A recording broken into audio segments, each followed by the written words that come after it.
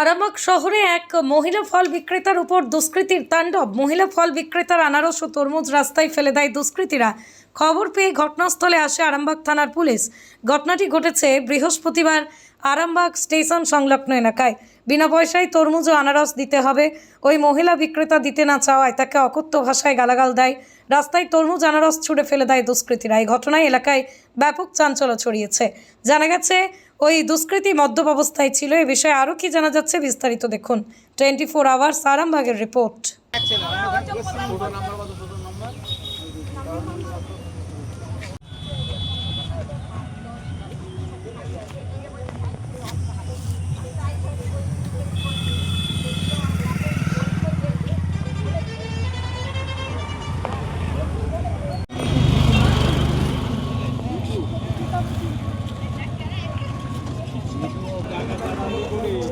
করছে যে কত দাম, আমি বললাম এটা 15 টাকা, ওটা 12 টাকা।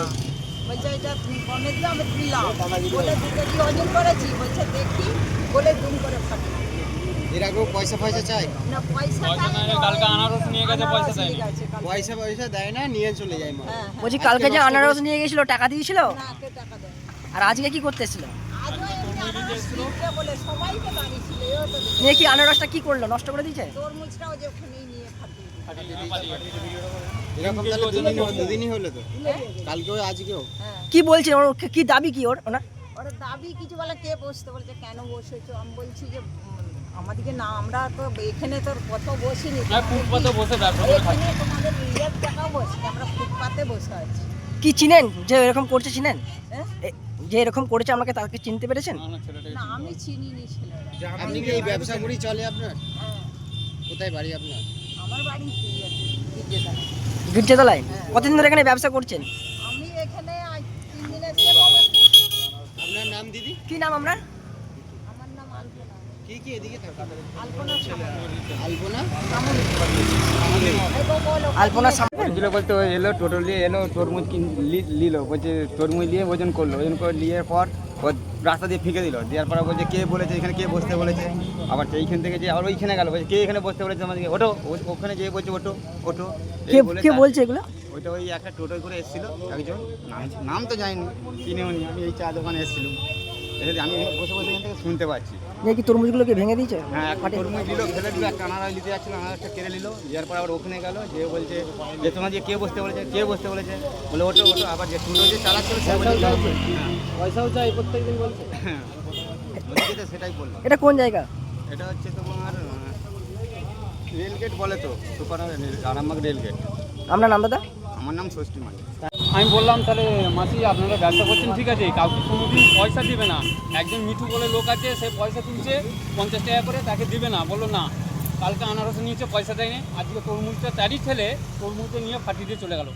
এবার আমরা আসছি, তার আগেই ও টোটো নিয়ে বেরিয়ে চলে গেল। টোটো চালু? হ্যাঁ, ও টোটো চালায়। ওর ছেলেটা টোটো চালায়, আর বাপটা জায়গা দালালি করে, মিঠু বলে নাম, মোটর সাইকেল নিয়ে যে এখানে আড্ডা মারে, আর এদের ইনাদের কাছে টাকা চাই। এটা কোন জায়গা দাদা?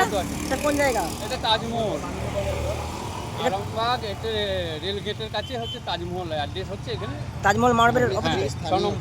হ্যাঁ রোজ এরকম করো? হ্যাঁ, আমরা বারণ করি, শুনে না। ও জল খেয়ে এসে এরকম করি। কি নাম ওনার বললেন? মিটু আন্ডিমহলে বাড়ি। আপনার নাম দাদা? আমার নাম শেখ।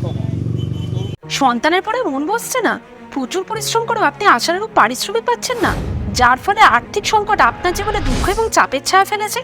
দিনার ভারে জর্জরিত স্বামী স্ত্রীর মধ্যে প্রতিনিয়ত ভুল বোঝাবুঝি বেড়েই চলেছে। নতুন বাড়ি কিনেছেন, কিন্তু সেই স্বপ্নের বাড়িটা যেন আরও দুর্ভোগ নিয়ে এসছে আপনার জীবনে। আপনি ভাবছেন সস্তায় পাওয়া বাড়িটা নেওয়াটাই কি সঠিক সিদ্ধান্ত ছিল?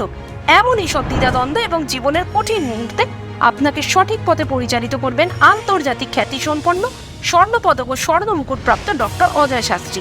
তিনি শুধু আপনাকে পথই দেখাবেন না, আপনার জীবনে সত্যিকারের সুখ, শান্তি, ঐশ্বর্য, অর্থ যেন সঠিক সময় আপনার কাছে পৌঁছে দেয়, সেই দায়িত্বও নেবেন।